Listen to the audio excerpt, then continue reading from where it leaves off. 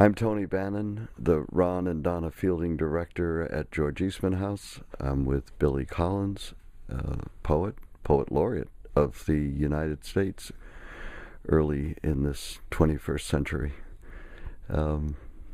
Billy is here for the last and the closing speaker for our week on photography. We wanted to end strongly, and we wanted to end also with the idea of how the photograph might be used.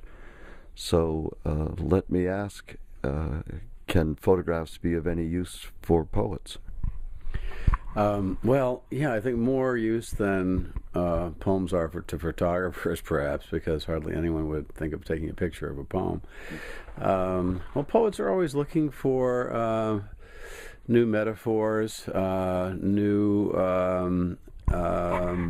stimuli, anything that will kind of jog the poetry, get the poetry wheels going. And, there's something evocative about photographs, period, no matter what the photograph is, especially in the way that a photograph brings time to a halt and silences the otherwise moving and noisy world around us, and just that is an unusual power.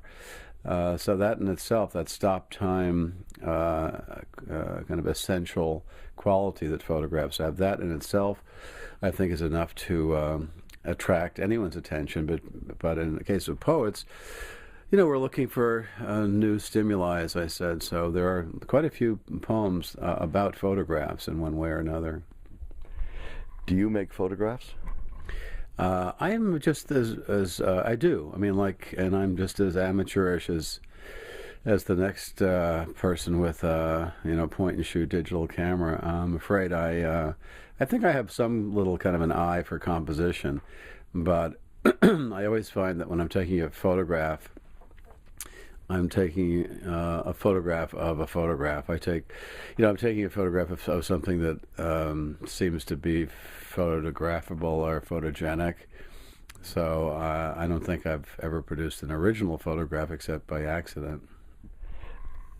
You're a cinephile also. I remember a wonderful memoir that you did, I think, for the Wall Street Journal on Warner Brothers cartoons. Yeah, the Wall Street Journal asked a number of writers to come up with something, write about some aspect of their lives that readers would be surprised to hear about. So Junot Diaz wrote about his addiction to Grand Theft Auto, that video game. And I wrote about my, well, I would like to say just childhood, but childhood and adult fascination with Warner Brothers, Looney Tunes, Merry Melodies cartoons. The Wall Street Journal took this little article and applied these very dramatic graphics to it. I'd mentioned in the piece that, I said the figures on the Mount Rushmore of these cartoons are, Porky Pig, Daffy Duck, Bugs Bunny, and Elmer Fudd. And so they had this artist, do a Mount Rushmore with those faces on it. And so I was very happy to see that I actually got a picture of the four of them onto the cover of the Wall Street Journal. So there was Daffy Duck right above the banner of the Wall Street Journal. I think of that as one of my great lifetime achievements awards. What poet do you admire who uses the photograph in his work or her work? Well, there's a poet named Larry Levis who died prematurely, a few years ago, and he has a whole book of poems based on photographs. Sharon Olds is another poet who has not that many poems about photographs, but very evocative poems about photographs of her parents and her as a childhood. I mean, there's a species, I suppose, of autobiographical poems about photographs where one looks at oneself as a 4-year-old or sees your parents holding you as a baby, and then with the knowledge we have now, for better or worse, you can look back in time and kind of sense the elapsing of that time.